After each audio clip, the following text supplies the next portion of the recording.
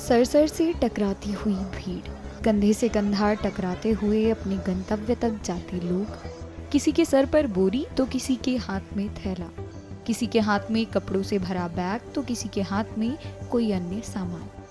यह किसी मेले या बाजार का दृश्य नहीं, बल्कि यह दृश्य है बिहार के पटना जंक्शन का, जहां यात्री लोक आस्था के महापर्व छठ को लेकर ट्रेन पकड़ने या पटना पहुंचे हैं। वहीं आरपीएफ ने छठ पूजा को लेकर तैयारियों की व्यवस्था की है। आरपीएफ के कनक ने बताया कि जंक्शन पर अन्य दिनों के मुकाबले अत्यधिक भीड़ है और इसे देखते हुए स्पेशल ट्रेन भी चल रही है। कल परसों तब छठ ही है, उतना भीड़ नहीं है, लेकिन ओवर क्राउडेड चल रहा है। आम दिनों से ज्यादा भीड़ है ऊपर।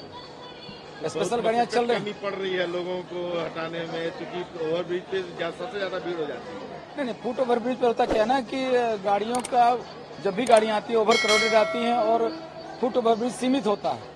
इसमें अधिक से संख्या में पब्लिक ऊपर आती है तो कंजस्टेड होता है, इसलिए फुट ओवर ब्रिज को क्लियर रखा जाता है।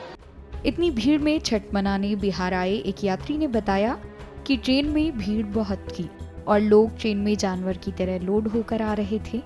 उन्होंने शिकायत करते हुए बताया कि विशेष ट्रेन होने के बाद भी लोग समय से नहीं पहुंच पा रहे। स्थिति तो बहुत खराब था सर। ट्रेन में जानवर की तरह लोड होकर आ रहा है आदमी।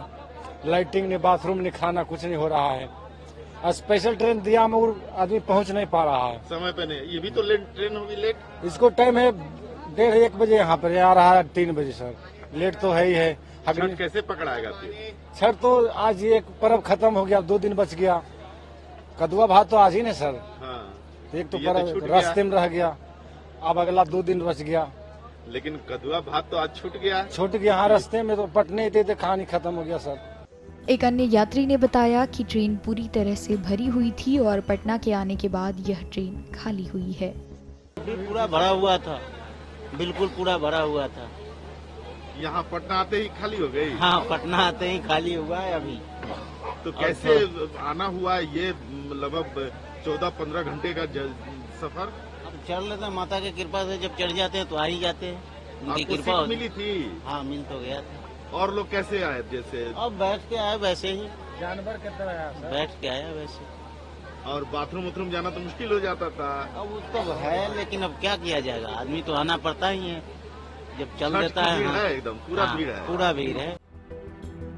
वहीं उत्तर रेलवे के महाप्रबंधक शोभन चौधरी ने जानकारी देते हुए बताया कि रेलवे की तरफ से यात्रियों के लिए खास ट्रेनें चलाई गई हैं, जिसमें से 90% ट्रेनें पूर्वांचल की तरफ जा रही हैं। उन्होंने यह भी बताया कि रेलवे ने ऐसे इंतजाम किए जिसके चलते 22.5 लाख अतिरिक्त सीटें बढ़ी हैं।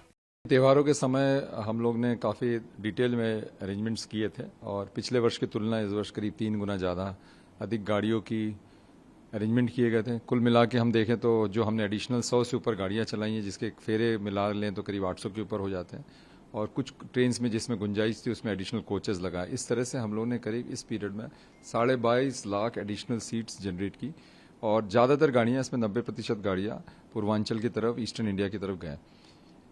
ये अरेंजमेंट में साथ में आपने ये भी देखा था कि स्टेशंस पे भी हम लोग ने बहुत ही डिटेल में अरेंजमेंट किया था। होल्डिंग एरिया बनाया था, होल्डिंग एरिया में एडिशनल टिकट काउंटर्स खोले गए थे, वहाँ खान पान की व्यवस्था की गई थी, शौचालय, पीने की पानी, साथ ही साथ बहुत सारे डिस्प्ले बोर्ड्स, अनाउंसमेंट सिस्टम में भी रेगुलरली अनाउंसमेंट हो रहा था, जिससे कि किसी भी यात्री को, किसी भी पैसेंजर को जो अपने त्यौहार मनाने जा रहे हैं उनको किसी तरह से दिक्कत नहीं हुई और आराम से ट्रेन में चढ़े और अपनी यात्रा की प्रारंभ करें, गंतव्य को पहुंचे।